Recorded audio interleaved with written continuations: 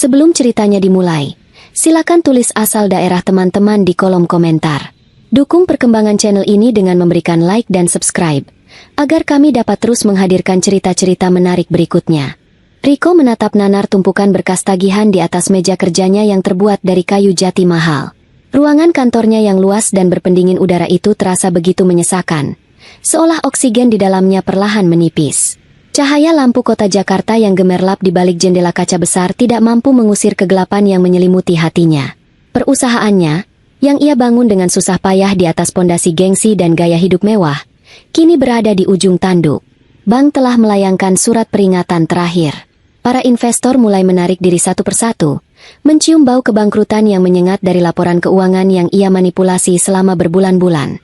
Riko tahu bahwa jika ia tidak mendapatkan suntikan dana segar dalam waktu 48 jam, semua yang dimilikinya akan lenyap. Mobil sport, apartemen mewah, jam tangan bermerek, dan status sosialnya sebagai pengusaha muda sukses akan hancur lebur. Ia akan menjadi gelandangan yang ditertawakan oleh rekan-rekan bisnisnya. Pikirannya buntu. Satu-satunya harapan yang tersisa adalah Tuan Dirga. Pria itu adalah legenda di dunia bisnis. Seorang investor misterius dengan kekayaan yang konon tidak berseri. Mendapatkan tanda tangan kontrak dari Tuan Dirga sama artinya dengan mendapatkan tiket emas menuju keselamatan. Namun, Tuan Dirga dikenal dingin, kejam, dan sangat selektif. Riko sudah 3 kali mengajukan proposal dan 3 kali pula ditolak mentah-mentah tanpa sempat bertemu muka. Namun, sore tadi, sebuah angin segar berembus dari bisikan seorang perantara bisnis yang licik. Perantara itu mengatakan bahwa Tuan Dirga memiliki kelemahan pada wanita cantik, dan malam ini Tuan Dirga sedang mencari teman untuk menghabiskan malam di sebuah hotel bintang 5. Bisikan itu bagaikan racun yang manis di telinga Riko. Ide gila mulai tumbuh di kepalanya. Sebuah ide yang menjijikan namun terasa masuk akal bagi seorang pria yang sedang terdesak. Riko memikirkan Sandra, istrinya. Sandra adalah wanita yang sempurna. Wajahnya cantik alami tanpa perlu banyak riasan. Tutur katanya lembut, dan kesetiaannya tidak perlu diragukan lagi. Selama 2 tahun pernikahan mereka, Sandra selalu menjadi istri yang penurut. Ia tidak pernah menuntut banyak hal, bahkan ketika Riko sering pulang larut malam dengan alasan pekerjaan. Sandra selalu menyambutnya dengan senyuman hangat dan segelas air dingin. Namun, Riko tidak pernah tahu latar belakang keluarga Sandra yang sebenarnya karena saat mereka bertemu, Sandra hidup sangat sederhana dan mengaku sebagai yatim piatu. Bagi Riko, kesederhanaan Sandra adalah aset yang bisa ia manfaatkan. Riko menepis rasa bersalah yang sempat muncul sekilat di hatinya. Ia meyakinkan dirinya sendiri bahwa ini adalah pengorbanan yang perlu dilakukan demi menyelamatkan rumah tangga mereka. Jika ia bangkrut, Sandra juga akan menderita. Jadi, menurut logika Riko yang sudah bengkok, menyerahkan Sandra pada Tuan Dirga untuk 1 malam adalah demi kebaikan Sandra juga. Dengan langkah terburu-buru, Riko menyambar kunci mobilnya dan memacu kendaraan membelah kemacetan ibu kota menuju rumah. Jantungnya berdegup kencang, campuran antara ketakutan akan kegagalan dan adrenalin dari rencana gilanya. Sesampainya di rumah, ia mendapati Sandra sedang menata meja makan. Aroma masakan rumah yang lezat langsung menyapa hidungnya. Namun itu tidak membuat seleranya bangkit. Sandra menoleh dan tersenyum cerah saat melihat suaminya pulang lebih awal dari biasanya. Wanita itu segera menghampiri Riko, berniat mencium tangan suaminya seperti biasa. Namun, Riko menarik tangannya dengan kasar, membuat senyum di wajah Sandra memudar seketika. Riko tidak ingin membuang waktu dengan basa-basi. Ia harus segera membawa Sandra ke hotel sebelum Tuan Dirga berubah pikiran atau memilih wanita lain. Riko duduk di sofa dan meminta Sandra duduk di hadapannya. Dengan suara yang dibuat seputus asa mungkin, Riko mulai bercerita tentang kondisi perusahaannya yang diambang kehancuran. Ia mendramatisir keadaan, mengatakan bahwa mereka akan diusir dari rumah besok pagi dan ia mungkin akan dipenjara karena utang piutang. Sandra mendengarkan dengan wajah pucat pasi. Air mata mulai menggenang di pelupuk mata istrinya yang lugu itu. Sandra menggenggam tangan Riko dan berkata bahwa mereka bisa menghadapi ini bersama-sama. Bahwa ia rela hidup susah asalkan mereka tetap bersama. Jawaban itu justru membuat Riko semakin frustrasi. Bukan itu yang ia inginkan. Riko kemudian melepaskan bom waktunya. Ia berkata bahwa ada satu cara untuk menyelamatkan semuanya, yaitu dengan memenangkan hati investor bernama Tuan Dirga. Riko berbohong dengan mengatakan bahwa Tuan Dirga hanya ingin ditemani makan malam dan butuh pendamping yang cantik serta cerdas seperti Sandra. Awalnya Sandra ragu, Namun demi suaminya, ia mengangguk pelan. Namun, Riko belum selesai. Ia melanjutkan kalimatnya dengan terbata-bata, menjelaskan bahwa Tuan Dirga menginginkan lebih dari sekadar makan malam. Riko secara implisit meminta Sandra untuk melayani nafsu bejat rekan bisnisnya itu. Mata Sandra membelalak lebar. Tubuhnya gemetar hebat mendengar permintaan gila dari mulut pria yang ia cintai. Sandra menggeleng kuat. Air matanya tumpah ruah membasahi pipi. Ia berdiri dan berteriak menolak. Ia mengatakan bahwa ia adalah istrinya, bukan barang dagangan yang bisa ditukar dengan proyek. Penolakan Sandra membuat darah Riko mendidih. Waktu terus berjalan dan ia tidak bisa terlambat. Sifat asli Riko yang temperamental dan egois akhirnya keluar sepenuhnya. Tanpa memedulikan tangisan istrinya, Riko bangkit dan mencengkeram pergelangan tangan Sandra dengan kuat hingga kulit wanita itu memerah. Ia membentak Sandra dengan suara menggelegar yang menggema di seluruh ruangan. Riko memaki Sandra sebagai istri yang tidak tahu diuntung dan tidak mau berkorban demi suami. Ia mengancam akan bunuh diri malam ini juga jika Sandra tidak mau menuruti perintahnya. Mendengar ancaman itu, pertahanan Sandra goyah. Namun harga dirinya sebagai wanita menahannya untuk setuju. Melihat Sandra masih diam membatu dalam tangis, Riko kehilangan kesabaran. Ia menyeret paksa Sandra menuju pintu keluar.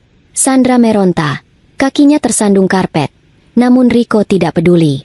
Ia terus menarik tubuh istrinya yang lemah itu keluar rumah, mengabaikan tatapan heran satpam kompleks yang kebetulan lewat.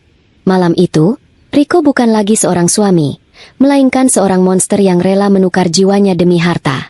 Di dalam mobil mewah yang melaju kencang membelah jalan tol, suasana terasa lebih dingin daripada kutub utara. Hanya suara deru mesin dan isak tangis tertahan dari kursi penumpang yang terdengar. Sandra duduk menyandar ke pintu mobil, memeluk tubuhnya sendiri seolah berusaha melindungi diri dari kenyataan pahit yang sedang menimpanya. Ia menatap keluar jendela, melihat lampu-lampu jalan yang berkelebat cepat seperti kenangan masa lalu yang kini terasa sia-sia. Hatinya hancur berkeping-keping. Pria yang duduk di balik kemudi, pria yang dulu berjanji di depan penghulu untuk melindunginya, kini justru menjadi orang yang mendorongnya ke jurang kehinaan. Sandra ingin melompat keluar, namun pintu mobil terkunci rapat dan laju kendaraan terlalu cepat. Ia terperangkap dalam mimpi buruk yang nyata. Sementara itu, Riko mencengkeram setir dengan kencang hingga buku-buku jarinya memutih. Keringat dingin mengucur di pelipisnya. Ada rasa bersalah yang mencoba menyusup ke dalam hatinya. Namun ia segera membunuhnya dengan logika keserakahannya. Ia terus membatin bahwa ini hanya untuk satu malam. Setelah malam ini berlalu, ia akan mendapatkan kontrak itu, perusahaannya akan selamat, dan ia akan menebus kesalahannya pada Sandra dengan membelikan perhiasan berlian atau liburan ke Eropa. Ia yakin Sandra pasti akan memaafkannya seiring berjalannya waktu. Baginya, uang bisa menyelesaikan segala masalah, termasuk luka hati seorang istri. Riko melirik sekilas ke arah Sandra. Wajah istrinya sembab dan matanya bengkak. Namun kecantikannya tetap terpancar. Riko justru merasa lega karena Sandra terlihat rapuh. Yakin bahwa Tuan Dirga akan menyukai wanita yang tampak tidak berdaya seperti itu. Mobil Riko memasuki pelataran lobi Hotel Bintang 5 yang megah. Pilar-pilar marmer yang tinggi dan lampu kristal yang menggantung di langit-langit lobi seolah mengejek nasib Sandra yang malang. Petugas valet membukakan pintu dengan sopan. Namun Sandra tidak bergeming. Riko harus memutar dan membukakan pintu untuknya. Lalu dengan setengah memaksa, ia menarik lengan Sandra agar keluar dari mobil. Cengkeraman tangan Riko di lengan Sandra terasa menyakitkan. Sebuah peringatan diam-diam agar Sandra tidak membuat keributan di tempat umum. Sandra berjalan dengan langkah gontai. Kepalanya tertunduk dalam untuk menyembunyikan wajahnya yang basah oleh air mata. Ia merasa telanjang. Seolah semua orang di lobi hotel itu tahu bahwa ia sedang dijual oleh suaminya sendiri. Tatapan para tamu hotel terasa seperti jarum yang menusuk-nusuk kulitnya. Mereka tidak menuju resepsionis. Riko sudah mengatur segalanya lewat perantara. Mereka langsung menuju lift. Di dalam kotak besi yang bergerak naik itu, Riko kembali berbisik dengan nada mengancam. Ia mengingatkan Sandra untuk bersikap manis dan menuruti apapun kemauan Tuan Dirga. Riko menekankan bahwa nasib hidup dan mati Riko ada di tangan Sandra malam ini. Sandra tidak menjawab sepatah kata pun. Lidahnya terasa keluh. Tenggorokannya tercekat oleh rasa sakit yang teramat sangat. Ia hanya menatap pantulan dirinya di cermin lift, melihat sosok wanita yang jiwanya telah mati. Pintu lift terbuka di lantai eksekutif yang hening. Karpet tebal meredam langkah kaki mereka saat menyusuri lorong panjang yang dipenuhi pintu-pintu kamar bernomor emas. Mereka berhenti di depan kamar nomor 808. Ini adalah kamar Presidential Suite, kamar termahal dan termewah di hotel itu. Rico mengeluarkan kartu akses yang sudah ia dapatkan sebelumnya. Tangannya sedikit gemetar saat menempelkan kartu itu ke sensor pintu. Bunyi, klik, pelan terdengar, menandakan pintu takdir telah terbuka. Rico membuka pintu sedikit, lalu menatap Sandra tajam. Ia memberikan dorongan terakhir di punggung Sandra, memaksanya melangkah masuk ke dalam kamar yang remang-remang itu. Sebelum menutup pintu, Rico berbisik bahwa ia akan menunggu di luar sampai urusan selesai. Pintu tertutup dengan suara berat, memisahkan Sandra dari dunia luar dan menguncinya bersama nasib yang tidak ia inginkan. Kini Rico berdiri sendirian di lorong hotel yang sunyi. Jantungnya berpacu semakin cepat. Ia menyandarkan punggungnya ke dinding di samping pintu kamar 808. Waktu seolah melambat. 1 menit terasa seperti 1 jam. Rico mulai membayangkan apa yang sedang terjadi di dalam sana. Ia membayangkan Tuan Dirga yang sedang menikmati hadiah darinya. Perasaan cemburu sempat muncul, namun segera tertutup oleh bayangan tumpukan uang dan proyek besar yang akan segera menjadi miliknya. Ia melirik jam tangannya berulang kali. Sudah 5 menit berlalu. Namun, ada sesuatu yang aneh. Sesuatu yang membuat bulu kuduk Rico perlahan meremang. Keheningan. Tidak ada suara apapun dari dalam kamar. Rico tahu bahwa dinding hotel ini kedap suara, tapi biasanya suara teriakan, benda jatuh, atau setidaknya suara percakapan dengan nada tinggi masih bisa terdengar samar-samar jika ia menempelkan telinganya ke pintu. Rico mulai gelisah. Ia menempelkan telinganya ke daun pintu yang dingin, berusaha menangkap gelombang suara sekecil apapun. Nil. Sama sekali tidak ada suara. Tidak ada isak tangis Sandra. Tidak ada suara berat Tuan Dirga. Tidak ada suara pergumulan. Hening yang mencekam ini justru jauh lebih menakutkan daripada suara keributan. Pikiran-pikiran buruk mulai menghantui Rico. Apakah Sandra melawan dan memukul Tuan Dirga hingga pingsan? Atau lebih buruk lagi, apakah Sandra nekat melompat dari jendela karena putus asa? Atau mungkin Tuan Dirga tidak suka dengan Sandra dan langsung mengusirnya lewat pintu lain? Keringat dingin kembali mengucur deras di punggung Rico. Jika terjadi sesuatu yang buruk pada Tuan Dirga, maka tamatlah riwayatnya. Bukan hanya bangkrut, ia bisa berurusan dengan hukum atau bahkan orang-orang bayaran Tuan Dirga. Rasa penasaran dan ketakutan bercampur menjadi satu, mendesak Rico untuk melakukan tindakan nekat. Ia tidak bisa menunggu lebih lama lagi dalam ketidakpastian ini. Persetan dengan etika atau privasi. Ia harus tahu apa yang sedang terjadi di dalam sana demi menyelamatkan proyeknya. Rico mundur beberapa langkah, mengambil napas panjang, lalu dengan sekuat tenaga menabrakkan bahunya ke pintu kamar, berharap sistem kuncinya tidak terlalu kuat atau ia bisa beralasan mendengar suara teriakan minta tolong. Rico menarik napas dalam-dalam, mengumpulkan sisa-sisa keberaniannya yang mulai goyah. Pikirannya kalut, dipenuhi skenario terburuk tentang apa yang mungkin terjadi di balik pintu mahoni tebal bernomor 808 itu. Dengan sekali sentakan kuat, ia menabrakkan bahunya ke pintu. Karena ia memiliki kartu akses cadangan di saku celananya yang sempat ia gesekkan dengan tangan gemetar sedetik sebelumnya, pintu itu terbuka dengan mudah, membuat tubuh Rico terhuyung masuk ke dalam ruangan. Momentum itu membuatnya nyaris tersungkur di atas karpet tebal yang melapisi lantai suite mewah tersebut. Napasnya terengah-engah, matanya liar menyapu seisi ruangan, siap untuk melihat pemandangan mengerikan atau memohon ampun kepada Tuan Dirga karena telah mengganggu privasinya. Di kepalanya, ia sudah menyusun kalimat permintaan maaf yang sempurna, beralasan bahwa ia mendengar suara teriakan dan khawatir akan keselamatan sang investor. "Maafkan saya, Tuan Dirga. Saya pikir ada." Kalimat Rico terputus di tengah jalan, tersangkut di tenggorokannya seperti duri ikan yang tajam. Mulutnya menganga, namun tidak ada suara yang keluar. Matanya membelalak lebar, nyaris keluar dari rongganya saat otak Rico berusaha memproses pemandangan yang tersaji di hadapannya. Pemandangan itu begitu kontradiktif dengan imajinasi kotornya sehingga membuat kakinya terpaku di lantai, seolah-olah ada akar yang menjalar dan mengikatnya di sana. Di tengah ruangan yang diterangi lampu temaram yang hangat dan elegan itu, tidak ada adegan pergumulan ataupun kemaksiatan. Sandra duduk di sofa beludru berwarna merah marun. Tubuhnya masih utuh dengan pakaian yang sama seperti saat Rico memaksanya masuk. Istrinya itu memang sedang menangis. Namun bukan tangisan histeris orang yang dilecehkan, melainkan tangisan sunyi yang menyayat hati. Wajahnya tertunduk, dan kedua tangannya menutupi wajah. Namun, yang membuat jantung Rico berhenti berdetak sesaat bukanlah kondisi Sandra, melainkan posisi Tuan Dirga. Pria yang dikenal sebagai raja bisnis yang angkuh dan tak tersentuh itu tidak sedang berdiri menjulang atau duduk santai dengan gelas anggur di tangan. Tuan Dirga justru sedang berlutut dengan satu kaki di lantai, tepat di hadapan Sandra. Sikap tubuhnya menunduk hormat, seperti seorang abdi dalam yang sedang menghadap ratunya. Di tangan Dirga, terdapat sebuah sapu tangan sutra yang ia sodorkan dengan sangat hati-hati ke arah Sandra, seolah takut menyentuh kulit wanita itu tanpa izin. Suasana di ruangan itu hening, namun penuh dengan aura kekuasaan yang aneh. Posisi tawar yang Riko yakini sebelumnya, bahwa Dirga adalah penguasa dan Sandra adalah korban, kini terbalik 180 derajat di depan matanya sendiri. Bunyi pintu yang terbuka kasar membuat Dirga menoleh perlahan. Tatapan mata pria itu, yang biasanya dingin dan penuh perhitungan bisnis, kini berubah menjadi tatapan tajam setajam silet yang siap menguliti Riko hidup-hidup. Dirga perlahan bangkit berdiri, merapikan jas mahalnya dengan gerakan tenang namun mengintimidasi. Postur tubuhnya yang tegap seolah mengisi seluruh ruangan, membuat Riko merasa menyusut menjadi seukuran semut. Dirga tidak langsung membentak atau marah. Ia hanya menatap Riko dengan campuran rasa jijik dan kemarahan yang tertahan, seolah Riko adalah kotoran yang menempel di sepatu mahalnya. "Masuklah, Riko." Suara Dirga terdengar rendah dan berat, memecah keheningan yang mencekam itu. "Aku sudah lama menunggu saat ini. Saat di mana aku bisa melihat langsung wajah seorang pria yang memiliki keberanian, atau mungkin kebodohan, untuk menjual berlian demi segenggam kerikil." Riko tergagap, keringat dingin membasahi punggungnya.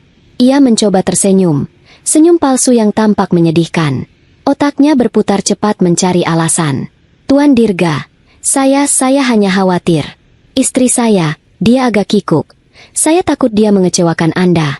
Apakah pelayanannya kurang memuaskan? Saya bisa." "Diam," bentak Dirga. Suaranya menggelegar memenuhi ruangan suite yang luas itu. Gemas suaranya membuat Riko tersentak mundur. Sandra yang duduk di sofa perlahan menurunkan tangannya. Wajahnya basah oleh air mata, namun tatapan matanya kini berbeda. Tidak ada lagi ketakutan di sana. Yang ada hanya kehampaan dan kekecewaan yang mendalam saat ia menatap suaminya. Sandra perlahan berdiri. Gerakannya anggun dan berwibawa, jauh berbeda dengan sosok istri penurut yang selama ini Riko kenal di rumah kontrakan mereka. Dirga melangkah mundur, memberi ruang bagi Sandra, seolah menegaskan siapa yang memegang kendali di ruangan itu. "Kau tidak tahu siapa wanita yang baru saja kau seret dan kau jual ini, Riko?" tanya Dirga dengan nada mengejek. "Kau pikir dia hanya gadis yatim piatu miskin yang beruntung kau nikahi? Kau pikir dia hanyalah beban yang bisa kau manfaatkan?" Riko bingung. Dia Sandra, istri saya.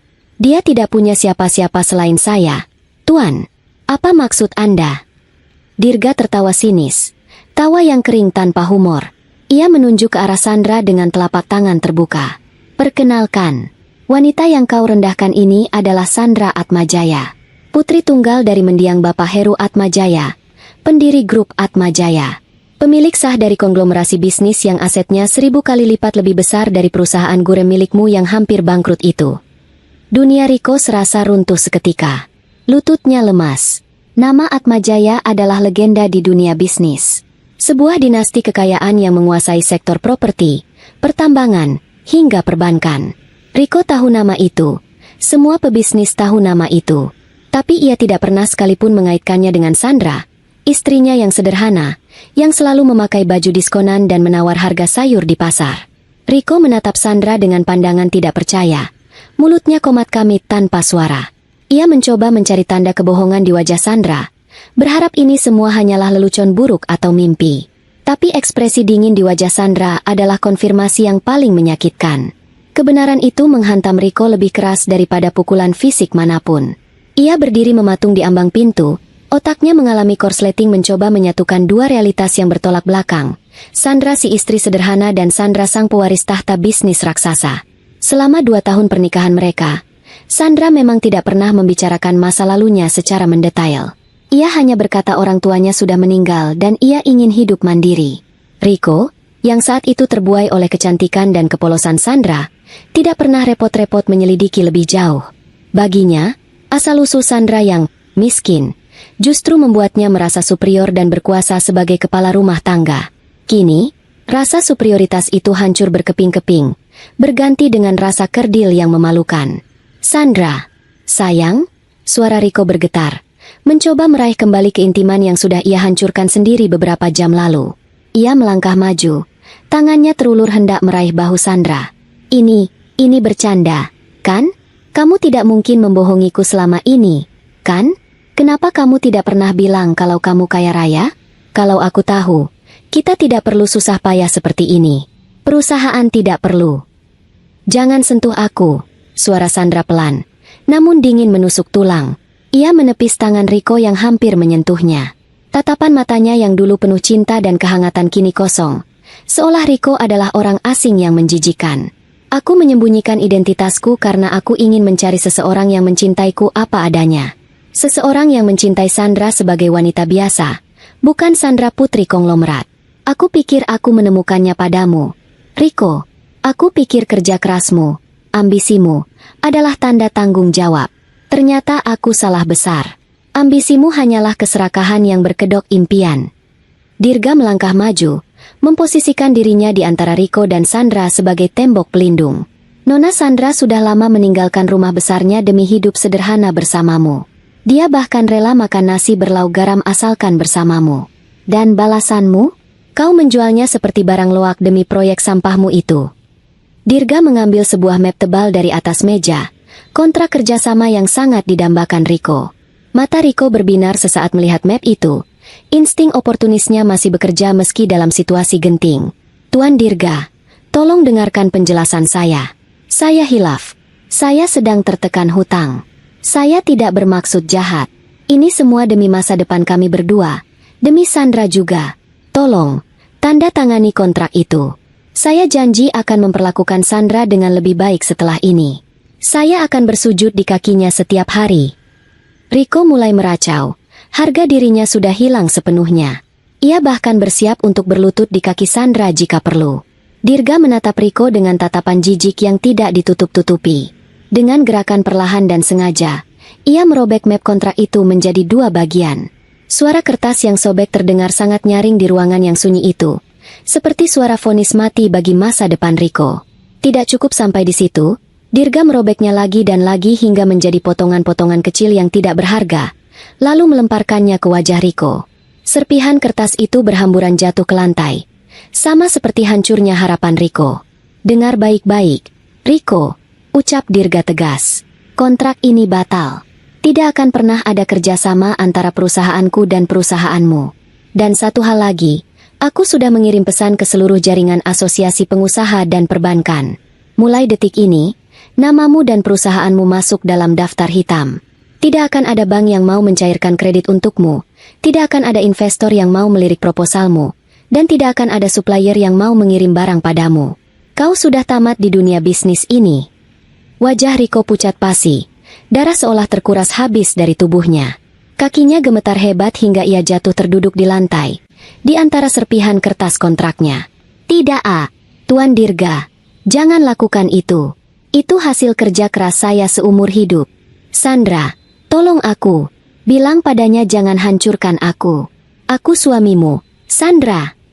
Riko merangkak mendekati kaki Sandra, mencoba memeluk kaki wanita itu sambil menangis meraung-raung. Sandra memandangnya dari atas, tanpa sedikit pun rasa iba. Ia melihat sosok Riko yang sebenarnya sekarang, seorang pengecut yang lemah, yang hanya berani menindas istri sendiri tapi merengek seperti bayi di hadapan orang yang lebih kuat. Suami? Tanya Sandra lirih. Suamiku sudah mati saat dia menyeret paksa aku keluar dari rumah dan mendorongku masuk ke kamar ini. Pria yang ada di depanku sekarang hanyalah orang asing yang menyedihkan. Sandra menoleh pada Dirga. Panggil keamanan. Paman Dirga. Aku tidak ingin melihat wajahnya lagi. Usir dia dari sini. Panggilan, Paman. Itu semakin menegaskan kedekatan hubungan antara Sandra dan Dirga, yang ternyata adalah orang kepercayaan ayah Sandra sejak dulu. Dirga mengangguk hormat, lalu mengambil telepon kamar dan berbicara singkat. Tak lama kemudian, dua orang petugas keamanan berbadan tegap masuk ke dalam ruangan.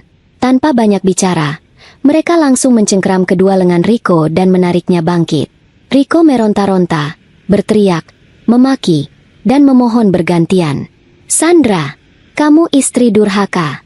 Kamu akan menyesal. Lepaskan aku. Aku akan menuntut kalian semua. Teriakannya menggema di lorong hotel saat ia diseret keluar secara paksa, menjadi tontonan para tamu lain yang mengintip dari balik pintu kamar mereka. Di dalam kamar 808, suasana kembali hening setelah pintu tertutup.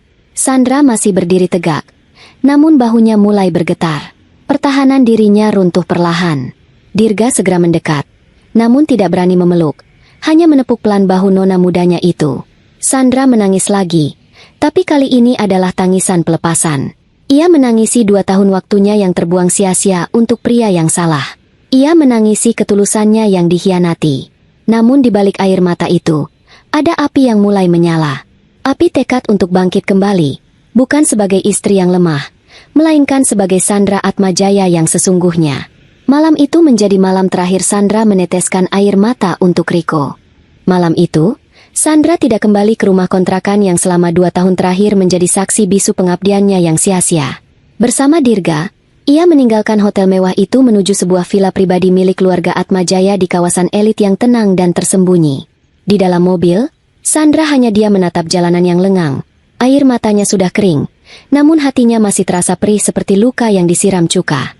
Dirga, yang duduk di samping sopir, sesekali melirik lewat spion tengah dengan tatapan prihatin. Ia tahu bahwa nona mudanya membutuhkan waktu untuk menyusun kembali kepingan jiwanya yang telah dihancurkan oleh pria yang paling ia percayai. Sesampainya di villa, para pelayan yang sudah lama tidak melihat Sandra menyambutnya dengan hangat, namun senyum mereka berubah menjadi kekhawatiran saat melihat wajah Sandra yang pucat dan tatapan matanya yang kosong. Sandra langsung masuk ke kamar, mengunci diri, dan menenggelamkan tubuhnya di balik selimut tebal, mencoba mencari rasa aman yang hilang. Sementara itu, Riko pulang ke rumah dengan keadaan yang menyedihkan. Pakaiannya kusut, rambutnya acak-acakan, dan wajahnya lebam bekas cengkraman petugas keamanan hotel yang menyeretnya keluar. Ia membanting pintu rumah dengan kasar, melampiaskan amarahnya pada benda-benda mati di sekitarnya. Vas bunga kesayangan Sandra pecah berkeping-keping di lantai, menjadi simbol hancurnya pernikahan mereka. Riko berteriak frustrasi. Suaranya menggema di rumah yang kini terasa dingin dan kosong tanpa kehadiran Sandra. Ia mencoba menghubungi ponsel Sandra puluhan kali, namun nomor itu sudah tidak aktif. Pesan-pesan yang ia kirimkan hanya berakhir dengan tanda centang 1. Riko mondar-mandir di ruang tamu seperti binatang buas yang terperangkap. Otaknya dipenuhi kepanikan bukan karena kehilangan istri, melainkan karena kehilangan akses menuju kekayaan Atmajaya yang baru saja ia ketahui. Keesokan harinya, Riko bangun dengan kepala pening dan perasaan tertekan yang luar biasa. Bayangan kebangkrutan semakin nyata di depan mata. Namun, di tengah keputusasaannya, muncul sebuah ide licik di benaknya. Riko berpikir bahwa Sandra adalah wanita yang lemah lembut dan pemaaf. Ia yakin, jika ia bisa bertemu Sandra dan memohon maaf dengan sungguh-sungguh, wanita itu pasti akan luluh. Riko meyakinkan dirinya sendiri bahwa Sandra masih mencintainya, dan kemarahan semalam hanyalah emosi sesaat. Dengan keyakinan semu itu, Riko mulai melacak keberadaan Sandra. Ia menghubungi teman-teman lama Sandra, namun tidak ada yang tahu. Akhirnya, ia teringat pada sopir taksi langganan yang sering dipakai Sandra ke pasar. Dengan sedikit ancaman dan sogokan uang terakhir di dompetnya, Riko mendapatkan informasi bahwa Sandra terlihat diantar mobil mewah ke kawasan villa di Bukit Dago. Tanpa membuang waktu, Riko memacu mobilnya menuju lokasi tersebut. Ia menyiapkan skenario terbaiknya, berlutut, menangis, dan menyalahkan tekanan pekerjaan sebagai alasan kehilafannya. Sesampainya di depan gerbang villa yang tinggi menjulang, Riko dihadang oleh 2 satpam bertubuh kekar. Ia bersikeras ingin bertemu istrinya, berteriak-teriak memanggil nama Sandra dari luar pagar besi. Keributan itu memancing perhatian penghuni villa. Pintu utama terbuka, dan keluarlah Sandra. Ia tampak berbeda. Tidak ada lagi daster sederhana atau pakaian murah yang biasa ia kenakan. Sandra mengenakan gaun sutra elegan yang membalut tubuhnya dengan sempurna. Wajahnya dirias tipis namun memancarkan aura ketegasan yang belum pernah dilihat Riko sebelumnya. Melihat Sandra keluar, Riko langsung melancarkan aksinya. Ia merengek dari balik pagar, memohon agar diizinkan masuk. Sandra memberi isyarat pada satpam untuk membuka gerbang sedikit. Riko langsung berlari masuk dan hendak memeluk Sandra, namun langkahnya terhenti oleh tatapan tajam wanita itu. Riko mulai bersandiwara. Ia menangis buaya, mengatakan betapa ia sangat mencintai Sandra dan tidak bisa hidup tanpanya. Ia berdalih bahwa ia dirasuki setan saat menyuruh Sandra ke hotel itu. Ia bahkan berani mengatakan bahwa ia melakukan itu semua demi kebahagiaan Sandra di masa depan. Riko mencoba meraih tangan Sandra, berharap sentuhan fisiknya bisa membangkitkan kenangan manis mereka. Namun, yang didapat Riko bukanlah pelukan hangat, melainkan sebuah tamparan keras yang mendarat telak di pipi kanannya. Suara tamparan itu begitu nyaring hingga membuat burung-burung di pepohonan terbang kaget. Riko terhuyung mundur, memegang pipinya yang panas dengan tatapan tidak percaya. Seumur hidup pernikahan mereka, Sandra tidak pernah sekalipun membentaknya, apalagi memukulnya. Sandra menatap Riko dengan dingin, tangannya yang baru saja menampar masih terangkat di udara. Dengan suara tenang namun penuh penekanan, Sandra berkata bahwa Riko tidak pantas menyebut kata cinta. Ia menegaskan bahwa Sandra yang bodoh dan penurut sudah mati di kamar Hotel 808 semalam. Wanita yang berdiri di hadapan Riko sekarang adalah Sandra Atmajaya, yang tidak akan pernah lagi membiarkan dirinya diinjak-injak oleh laki-laki tidak bermoral. Sandra mengusir Riko pergi dan mengatakan bahwa pengacaranya akan segera mengirimkan surat cerai. Riko yang masih shock dan kesakitan akhirnya diseret keluar oleh Satpam, meninggalkan villa dengan dendam yang mulai tumbuh di hatinya menggantikan rasa penyesalan palsunya. Kehidupan Riko berubah menjadi neraka dunia hanya dalam hitungan hari setelah insiden di villa itu. Pengaruh Tuan Dirga ternyata bukan sekadar gertakan sambal. Keesokan paginya, ketika Riko datang ke kantornya, ia mendapati suasana yang kacau balau. Telepon di meja resepsionis berdering tanpa henti. Namun tidak ada yang mengangkat karena resepsionisnya sudah mengundurkan diri pagi-pagi sekali. Para karyawan intinya satu persatu meletakkan surat pengunduran diri di meja Riko. Mereka mendengar rumor bahwa perusahaan sudah masuk daftar hitam dan tidak akan bisa menggaji mereka bulan depan. Riko mencoba menahan mereka dengan janji-janji manis, tapi tidak ada yang percaya. Wajah-wajah yang dulu menatapnya hormat kini menatapnya dengan pandangan meremehkan. Siang harinya, mimpi buruk Riko berlanjut. Pihak bank datang dengan membawa surat penyitaan aset. Ternyata, Riko telah menjadikan semua aset pribadinya, rumah, mobil, bahkan perabot kantor, sebagai jaminan utang yang sudah jatuh tempo. Ia tidak punya uang sepeser pun untuk membayar cicilan. Riko diusir dari kantornya sendiri, dipaksa melihat orang-orang asing menempelkan stiker disita pada barang-barang yang selama ini ia banggakan. Mobil sport kesayangannya ditarik paksa oleh debt collector di depan mata kepalanya sendiri. Riko hanya bisa berdiri terpaku di trotoar, memegang kotak kardus berisi barang-barang pribadinya, sementara matahari Jakarta yang terik memanggang kulitnya.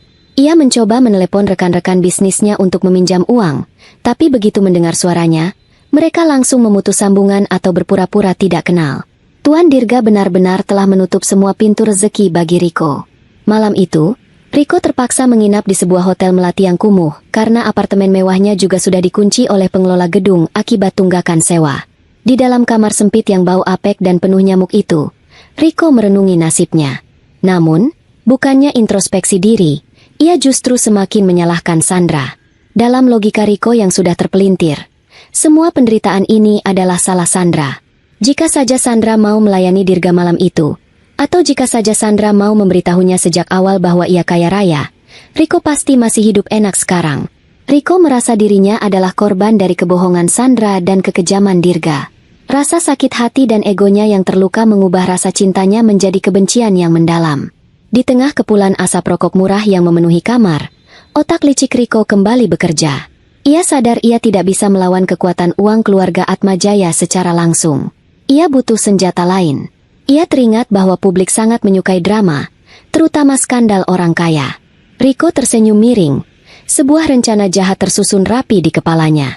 Ia akan menghancurkan reputasi Sandra dan Dirga. Ia akan memutarbalikkan fakta. Ia akan berperan sebagai suami miskin yang dizalimi oleh istri yang berselingkuh dengan konglomerat tua. Dengan cerita itu, ia berharap bisa memeras uang tutup mulut dari Sandra, atau setidaknya mendapatkan simpati publik yang bisa ia monetisasi. Keesokan harinya, dengan sisa uang terakhirnya, Riko menghubungi seorang jurnalis tabloid gosip yang terkenal tidak memiliki etika jurnalistik. Mereka bertemu di sebuah warung kopi pinggiran. Dengan air mata buaya dan wajah yang dibuat sedih, Riko menceritakan kisah karangannya. Ia mengaku bahwa Sandra, istrinya yang polos, telah digoda oleh Tuan Dirga dengan iming-iming kemewahan. Riko menuduh bahwa Sandra meninggalkannya demi harta dan hidup bersama Dirga di villa mewah tanpa ikatan pernikahan. Ia juga membumbui cerita itu dengan mengatakan bahwa Dirga menggunakan kekuasaannya untuk menghancurkan bisnis kecil Riko, agar Riko tidak bisa melawan. Sang jurnalis mendengarkan dengan antusias, mencatat setiap kebohongan yang keluar dari mulut Riko, membayangkan headline bombastis yang akan menaikkan oplah tabloidnya. Tidak butuh waktu lama, berita itu meledak di media sosial dan portal berita online. Judul-judul provokatif seperti, istri pengusaha muda tinggalkan suami demi konglomerat tua, dan kisah pilu Riko, bisnis dihancurkan, istri direbut paksa, menghiasi layar gawai jutaan orang. Foto-foto Sandra yang sedang masuk ke mobil mewah Dirga, yang diambil diam-diam oleh paparazzi suruhan Riko, tersebar luas. Netizen yang tidak tahu kebenarannya langsung menghujat Sandra dan Dirga. Kolom komentar penuh dengan caci maki untuk Sandra yang dianggap cewek matre, dan Dirga sebagai orang tua bangka tak tahu diri. Riko, yang memantau perkembangan berita dari kamar kosnya yang sempit, tertawa puas. Ia merasa di atas angin. Ia yakin, sebentar lagi Sandra atau Dirga akan menghubunginya, memohon agar ia mencabut pernyataannya, dan saat itulah ia akan meminta tebusan miliaran rupiah. Riko merasa ia telah memenangkan ronde ini, tanpa menyadari bahwa ia baru saja membangunkan singa tidur yang akan menerkamnya tanpa ampun. Berita skandal yang disebarkan Riko bagaikan bola salju yang menggelinding liar. Semakin lama semakin membesar dan menghantam reputasi Sandra tanpa ampun. Selama 3 hari berturut-turut, nama Sandra menjadi topik pergunjingan terpanas di seluruh penjuru negeri. Netizen yang maha benar dengan jari-jari tajam mereka terus melontarkan komentar pedas, menyebut Sandra sebagai wanita tidak tahu diri yang mencampakkan suami setia demi gelimang harta. Di kamar kosnya yang pengap, Riko tersenyum puas memantau kekacauan itu lewat layar ponselnya yang retak. Ia merasa rencananya berhasil dengan gemilang. Ia membayangkan sebentar lagi perwakilan dari keluarga Atmajaya akan datang berlutut di kakinya, membawa koper berisi uang tunai agar ia mau membersihkan nama baik Sandra. Riko sudah menyusun daftar keinginan yang akan ia beli dengan uang perasan itu. Mobil baru, apartemen di pusat kota, dan tiket liburan ke luar negeri untuk menenangkan diri. Ia merasa dirinya adalah sutradara jenius yang berhasil membalikkan keadaan di detik-detik terakhir.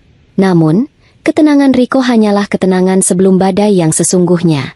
Di balik tembok tinggi Villa Atmajaya, Sandra tidak sedang menangis di pojokan seperti yang dibayangkan Riko. Wanita itu duduk tegak di ruang kerja ayahnya, menatap layar tablet yang menampilkan grafik sentimen publik yang negatif. Wajahnya tenang, sedingin es, tidak ada lagi air mata, tidak ada lagi keraguan. Dirga berdiri di sampingnya, memberikan laporan terkini mengenai persiapan serangan balik mereka. Sandra tahu bahwa membantah dengan kata-kata saja tidak akan cukup untuk melawan narasi suami terzalimi yang dibangun Riko.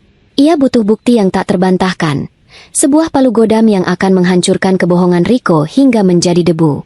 Sandra memerintahkan tim hukum dan humas perusahaan untuk mengatur konferensi pers besar-besaran. Ia ingin panggung yang megah untuk mengakhiri sandiwara murahan mantan suaminya itu. Hari konferensi pers tiba.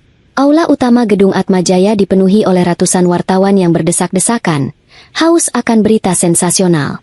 Kamera-kamera televisi sudah siap menyorot.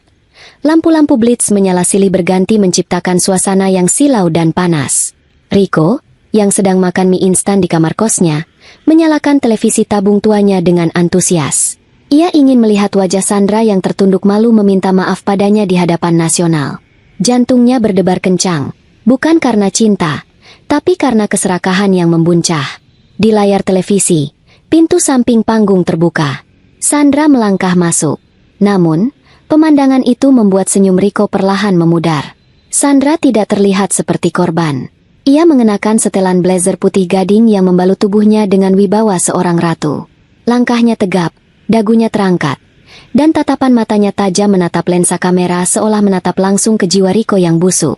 Sandra berdiri di podium, menyapu pandangan ke seluruh ruangan yang seketika hening. Tanpa basa-basi pembukaan yang bertele-tele, Sandra mulai berbicara dengan suara lantang dan jelas. Ia tidak membela diri dengan kalimat emosional. Sebaliknya, ia mengatakan bahwa ia di sini untuk meluruskan sejarah dengan fakta, bukan dongeng. Sandra memberi isyarat pada operator di belakang. Layar raksasa di belakang podium menyala, menampilkan sebuah rekaman video. Riko tersedak mienya saat melihat apa yang terpampang di sana. Itu adalah rekaman CCTV dari koridor Hotel Bintang 5 tempat kejadian perkara. Tanggal dan jam tertera jelas di pojok layar. Video itu memutar adegan yang sangat jelas. Riko menyeret Sandra yang sedang menangis keluar dari lift. Terlihat jelas bagaimana Riko mencengkram tangan Sandra dengan kasar, bagaimana tubuh Sandra terhuyung-huyung mencoba menahan diri, dan bagaimana Riko mendorongnya paksa menuju pintu kamar nomor 808. Tidak ada adegan romantis, tidak ada perselingkuhan suka sama suka. Yang ada hanyalah pemaksaan yang brutal. Para wartawan terkesiap. Suara bisik-bisik mulai terdengar riuh. Namun Sandra belum selesai. Ia memutar bukti kedua, sebuah rekaman suara. Ternyata, ponsel Sandra yang ada di dalam tas tangannya sempat merekam percakapan saat mereka di dalam mobil menuju hotel. Suara Riko terdengar jernih menggelegar di speaker aula. Pilihanmu hanya dua. Lakukan ini demi masa depan kita, atau aku hancur dan kamu ikut hancur bersamaku. Masuk ke kamar itu dan puaskan Tuan Dirga. Suasana di aula berubah total. Simpati yang tadinya tertuju pada Riko kini berbalik menjadi kemarahan dan kejijikan.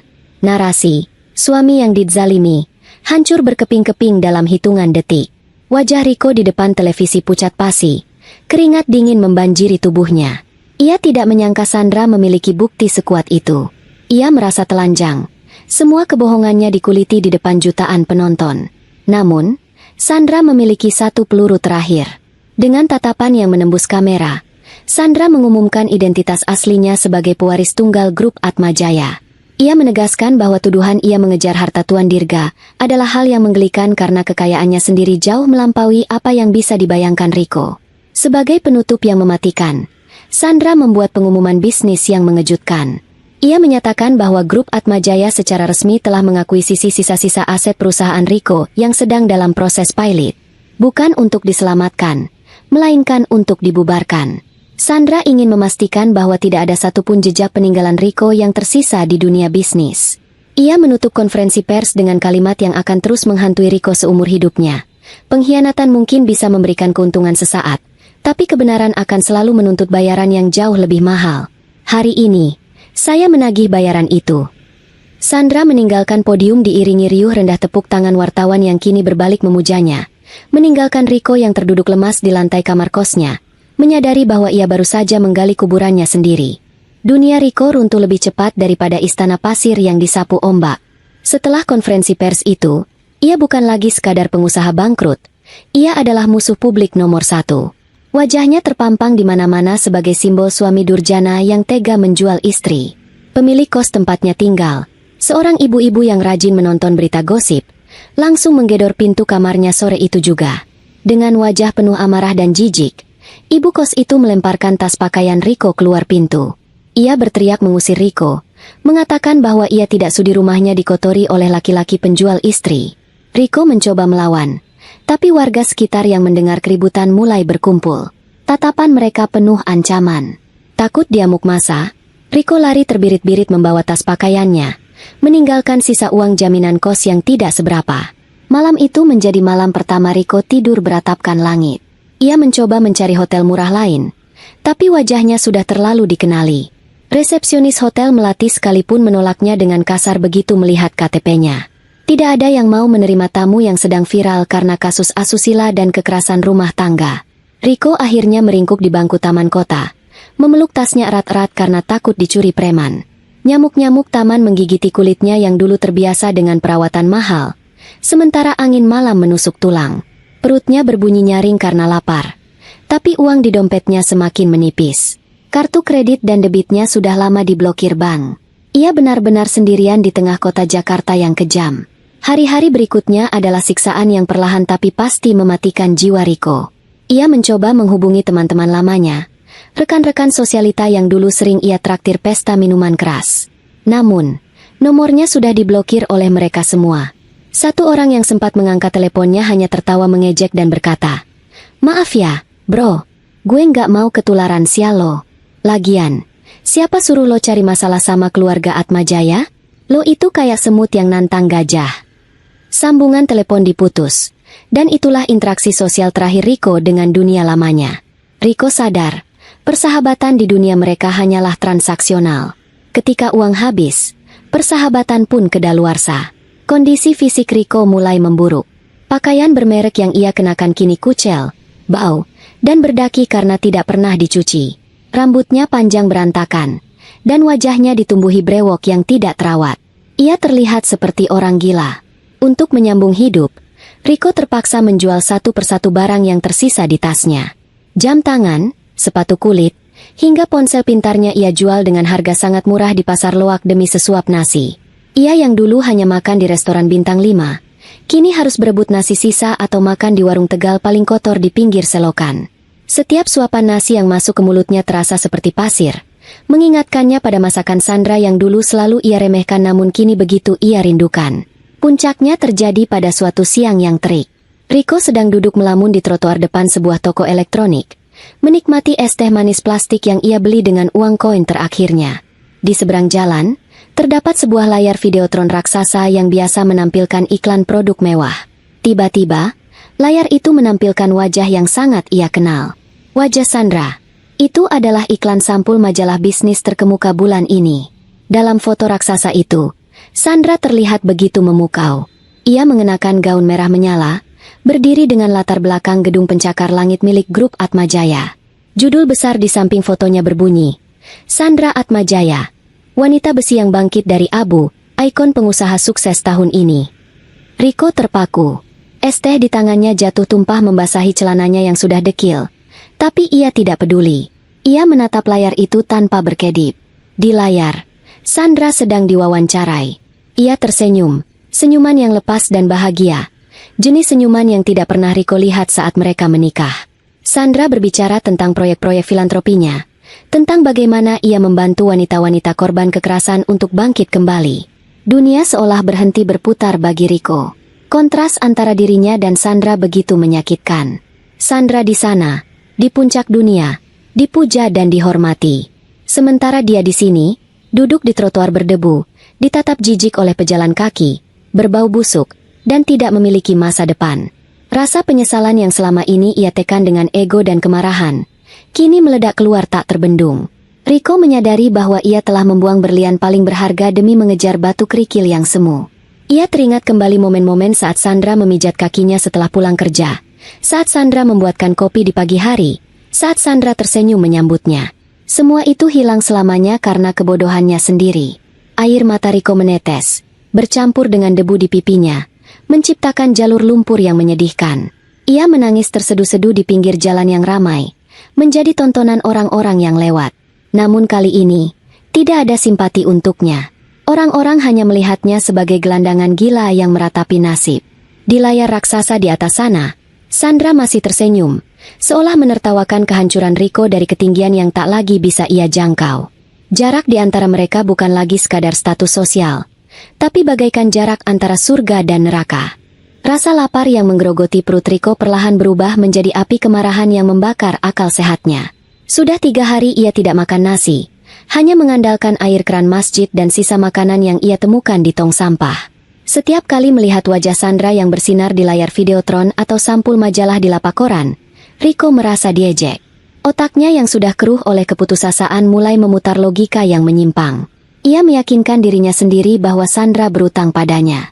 Sandra menikmati kekayaan itu sendirian sementara suaminya, orang yang pernah berbagi tempat tidur dengannya, menderita di jalanan. Riko merasa Sandra tidak adil. Pikiran gelap itu tumbuh subur, membisikkan rencana nekat yang akan menjadi perjudian terakhir dalam hidupnya. Ia tidak lagi peduli pada harga diri atau hukum. Ia hanya menginginkan uang untuk makan dan tempat berteduh. Dan menurutnya, Sandra wajib memberikannya. Dengan sisa tenaga yang ada, Riko berjalan kaki berkilo-kilometer menuju gedung pencakar langit markas besar grup Atmajaya. Ia menemukan sebilah pisau buah berkarat di dekat pasar ikan, menyelipkannya di balik jaket kumalnya sebagai senjata terakhir. Riko tidak berniat membunuh, ia hanya ingin mengancam. Ia berpikir, jika ia menodongkan pisau itu ke leher Sandra, wanita itu pasti akan ketakutan dan memberikan apapun yang ia minta. Ia membayangkan skenario di mana ia bisa kabur membawa tas berisi uang tunai dan memulai hidup baru di kota lain. Riko bersembunyi di balik semak-semak taman hias di dekat pintu keluar parkir VIP gedung tersebut. Matanya liar mengawasi setiap mobil mewah yang keluar masuk, menunggu kemunculan mobil sedan hitam yang biasa dipakai Sandra. Berjam-jam Riko menunggu dalam posisi jongkok, digigit semut dan nyamuk, hingga matahari mulai terbenam. Akhirnya, mobil yang ditunggu pun muncul. Sedan hitam mengkilap itu berhenti tepat di depan lobi untuk menjemput pemiliknya. Pintu lobi terbuka, dan Sandra keluar dikawal oleh 2 orang asisten. Melihat targetnya, adrenalin Rico memuncak. Tanpa pikir panjang, ia melompat keluar dari persembunyiannya. Ia berlari secepat kilat menerobos area lobi sambil menghunuskan pisau berkarat di tangannya. Rico berteriak seperti orang gila, memanggil nama Sandra dengan suara parau yang mengerikan. Orang-orang di sekitar lobi menjerit ketakutan dan berlarian menjauh. Rico merasa jalan menuju Sandra terbuka lebar. Sedikit lagi, hanya tinggal beberapa meter lagi ia bisa mencengkeram wanita itu. Namun, Rico melupakan satu hal fatal. Sandra kini dijaga oleh tim keamanan terbaik yang uang bisa beli. Belum sempat ujung pisau Rico mendekat dalam radius 2 meter dari Sandra, sebuah tendangan keras menghantam rusuknya dari samping. Rico terpental jatuh. Pisaunya terlepas dan berdenting di lantai marmer. Sebelum ia sempat bangun, tubuhnya sudah ditindih oleh 2 orang pengawal bertubuh raksasa. Wajahnya ditekankan ke lantai yang dingin. Tangannya ditekuk ke belakang hingga terdengar bunyi tulang yang bergeser. Rico mengerang kesakitan. Namun mulutnya terus meracau memaki Sandra. Suasana lobi menjadi kacau. Sirine keamanan berbunyi nyaring. Di tengah kekacauan itu, Sandra tidak lari. Ia justru memberi isyarat tangan agar para pengawalnya tenang. Sandra melangkah perlahan mendekati Rico yang sedang dilumpuhkan di lantai. Ia menatap mantan suaminya itu dari ketinggian. Tatapan yang bukan berisi ketakutan, melainkan rasa iba yang bercampur dengan kejijikan mendalam. Rico mendongak, melihat wajah cantik Sandra dari sudut pandang seorang pecundang yang kalah telak. Air mata dan ingus bercampur di wajah Rico. Keberanian palsunya lenyap seketika, berganti dengan rengekan menyedihkan.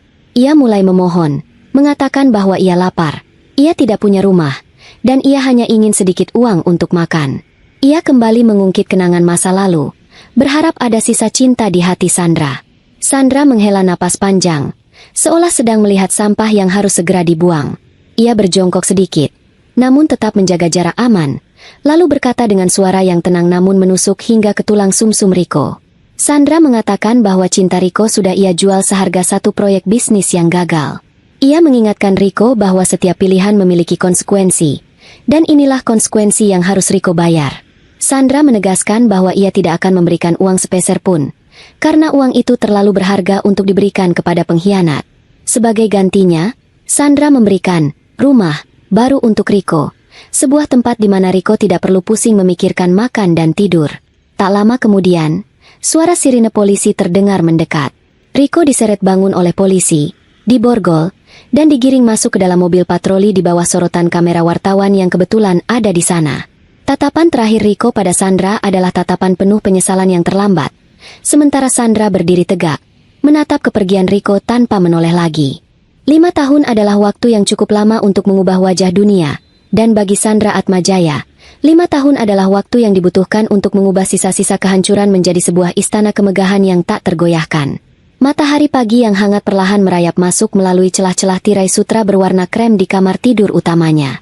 Cahaya itu tidak lagi menyilaukan atau menyakitkan seperti pagi-pagi kelabu yang dulu sering ia lalui di rumah kontrakan sempit bersama Rico.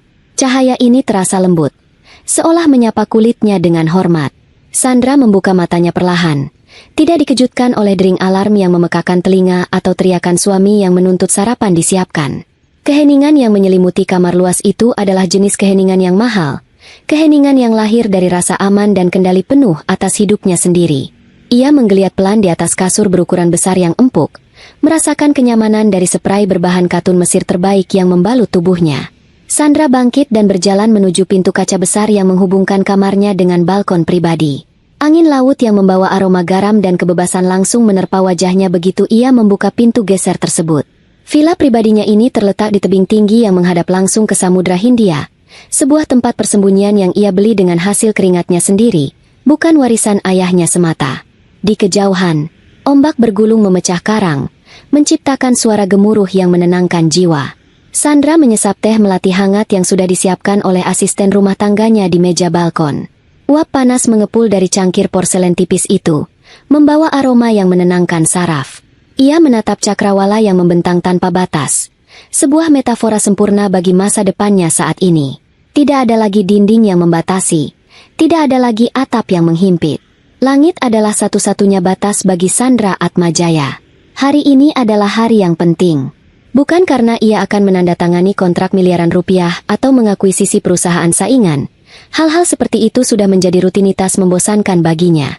Hari ini adalah perayaan ulang tahun kelima Yayasan Sandra Bangkit, sebuah organisasi nirlaba yang ia dirikan khusus untuk membantu wanita-wanita korban kekerasan dalam rumah tangga dan penipuan pernikahan.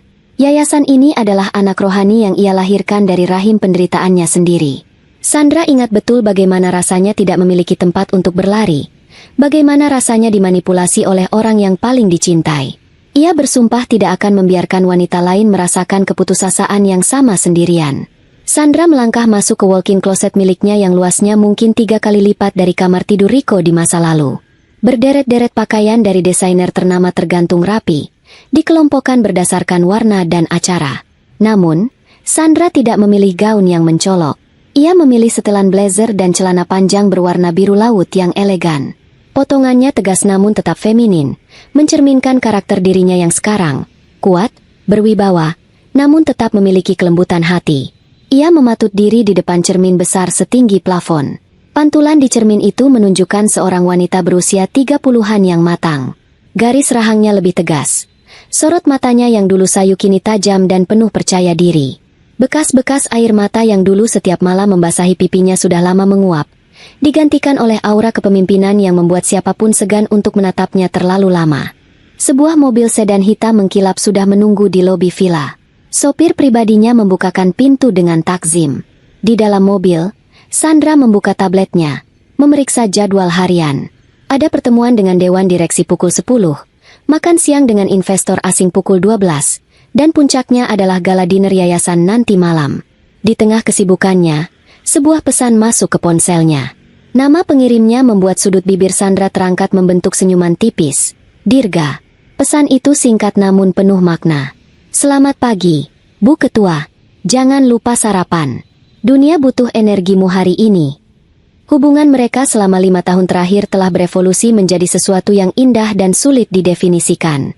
Dirga bukan lagi sekadar bawahan ayahnya atau pelindungnya.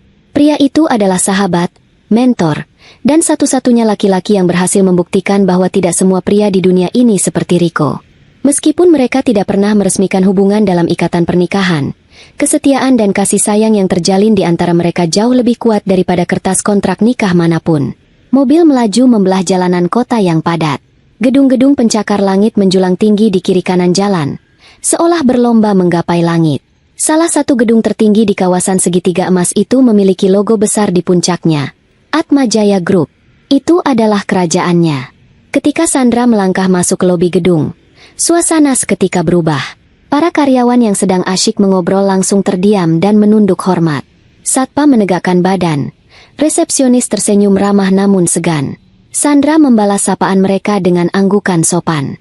Ia bukan tipe bos yang gila hormat, tapi ia tahu bahwa wibawa adalah hal yang perlu dijaga. Ia ingat masa-masa ketika ia datang ke kantor Riko untuk mengantar makan siang, dan para karyawan di sana menatapnya dengan tatapan meremehkan karena penampilannya yang sederhana.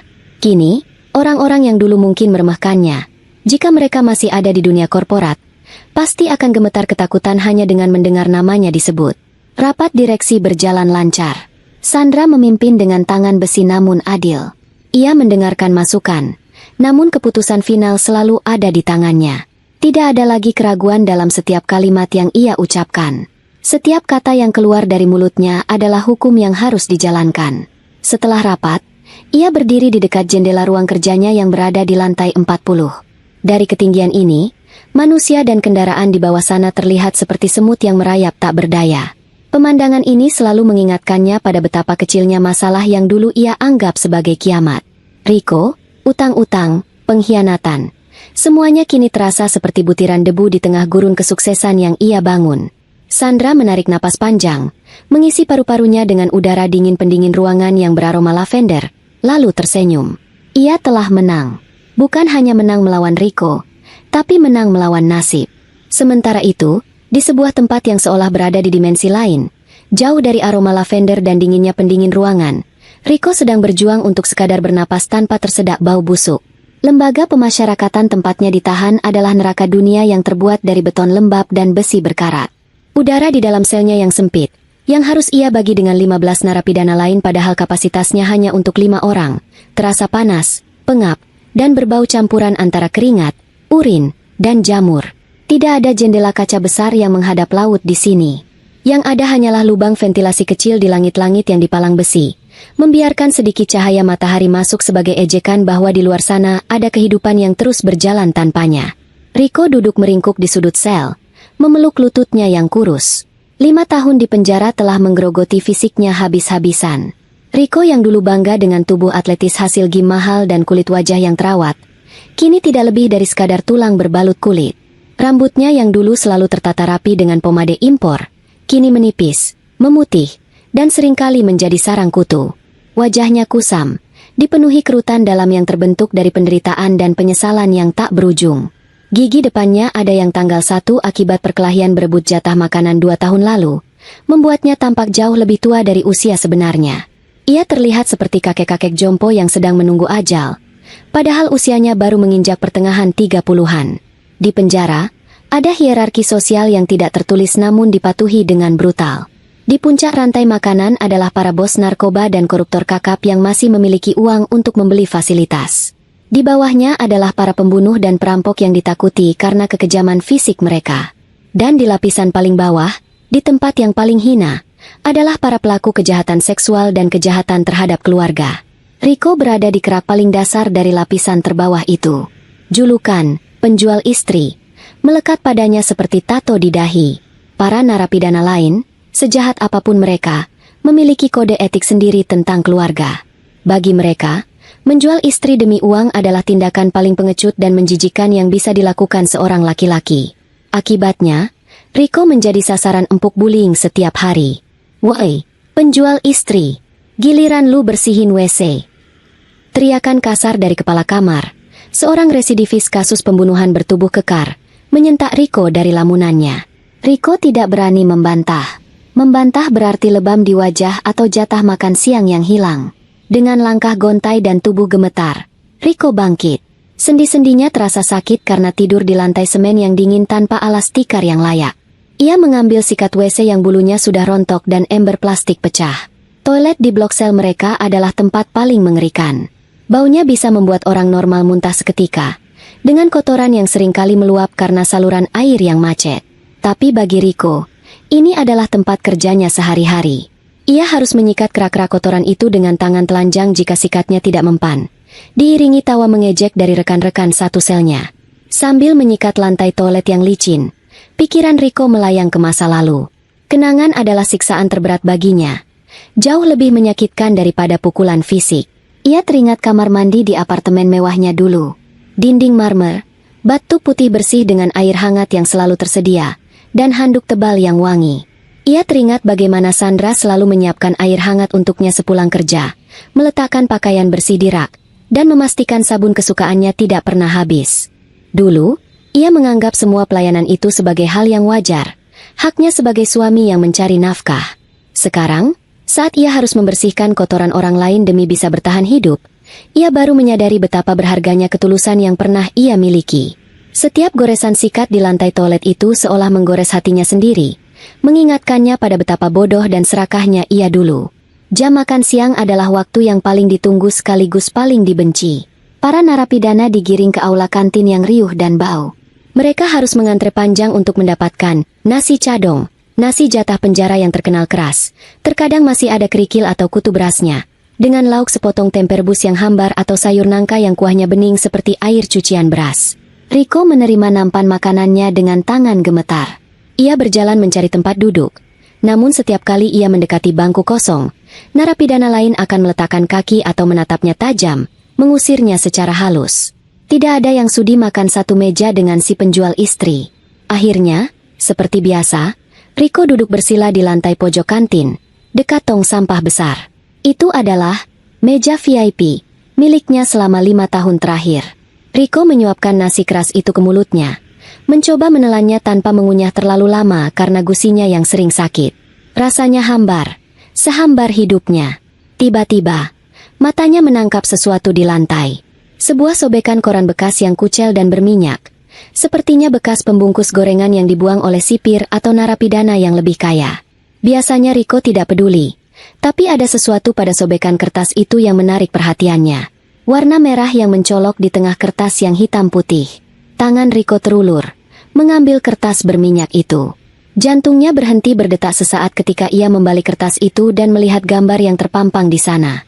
Meskipun kertas itu kusut, ternoda minyak goreng, dan ada bekas injakan sepatu, wajah wanita di foto itu tetap bersinar cemerlang, seolah noda kotoran dunia tidak mampu menyentuh kecantikannya. Itu Sandra, mantan istrinya.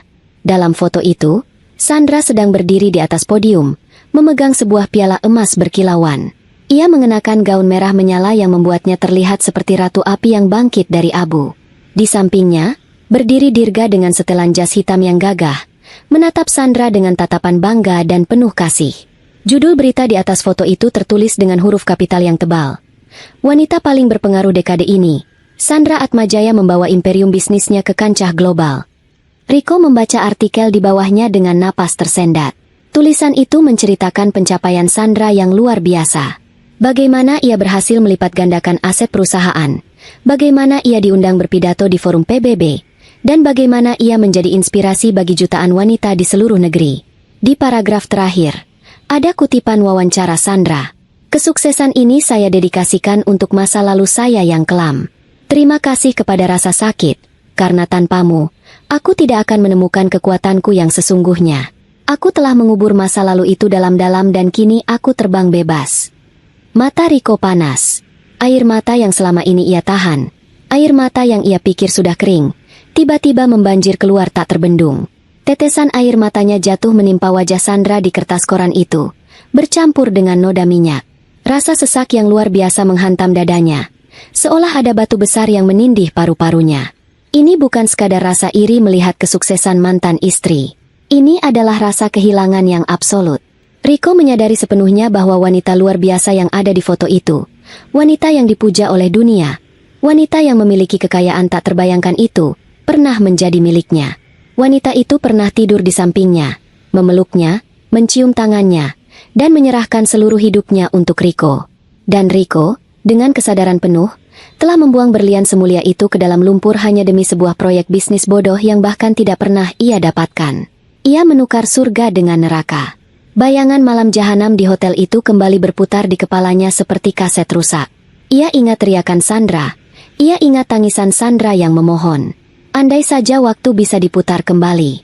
Andai saja malam itu ia mendengarkan hati nuraninya dan membawa Sandra pulang. Andai saja ia bersabar sedikit dan jujur pada Sandra tentang masalah keuangannya.